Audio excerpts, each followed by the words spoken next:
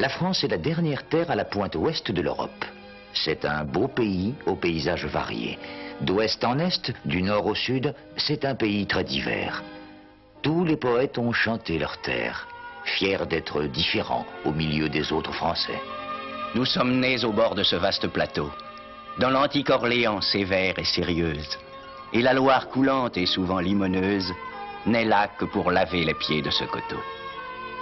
Je chanterai, si Dieu le veut, un infant de Cassis, simple pêcheur d'anchois, qui par la grâce et la volonté du pur amour conquit les joies.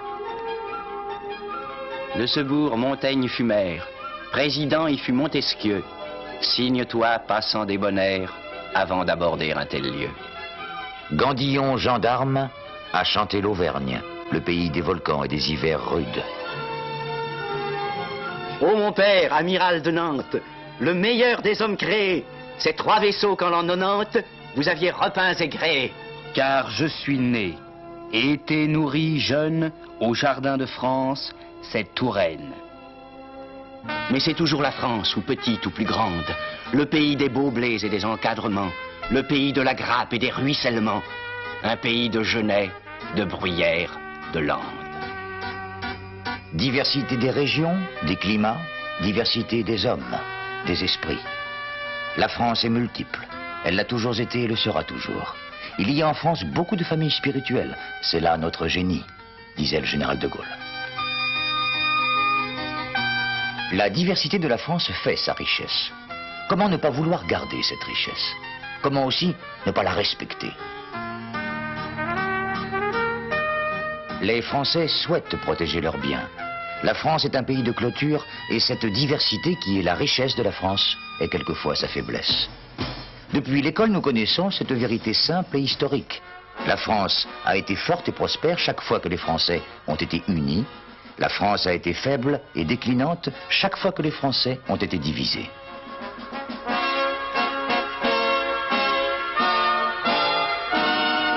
La France a donné l'exemple de la liberté. La Déclaration des droits de l'homme, l'abandon des privilèges, ce sont des idées de la France.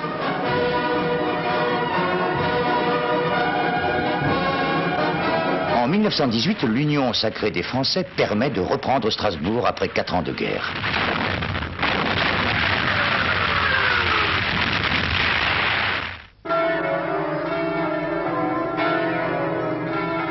Après le désastre de 1940, le grand élan national qui suit l'appel du général de Gaulle permet de libérer le pays.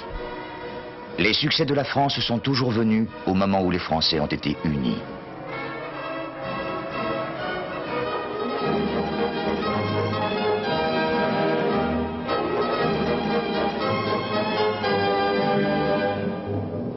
Ces Français, si individualistes, si fiers et si riches de l'être, soucieux de défendre leurs intérêts, ont bien conscience que ces intérêts si divers ne peuvent être valablement assurés que par le respect des intérêts du plus grand nombre.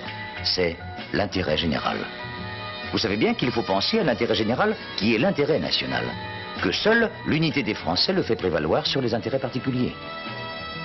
L'intérêt général, ce sont les grands travaux, les barrages, les canaux qui ont permis d'irriguer le Languedoc.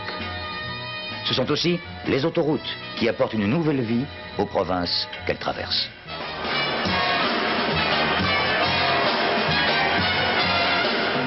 L'intérêt général, c'est le déplacement des halles qui étouffaient Paris et où les conditions d'hygiène n'étaient pas respectées. C'est la création de marchés d'intérêt national dans lequel l'informatique et les télécommunications permettent une planification des prix. L'intérêt général, ce sont les efforts faits pour que la France soit au premier rang pour la construction de logements sociaux. C'est la création de villes nouvelles qui amorcent en France une décentralisation plus conforme à la vie du pays. L'intérêt général, c'est la préparation de l'avenir, la construction de nouvelles facultés, la recherche médicale et les équipements hospitaliers.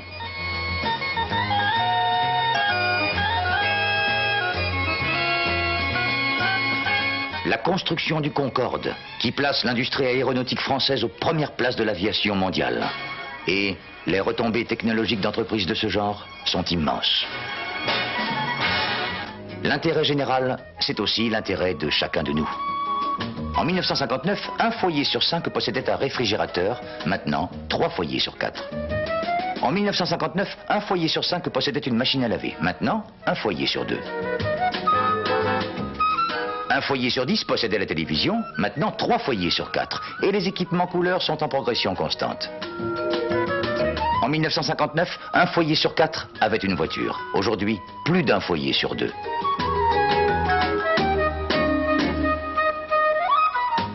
Conséquence du plus haut niveau de vie,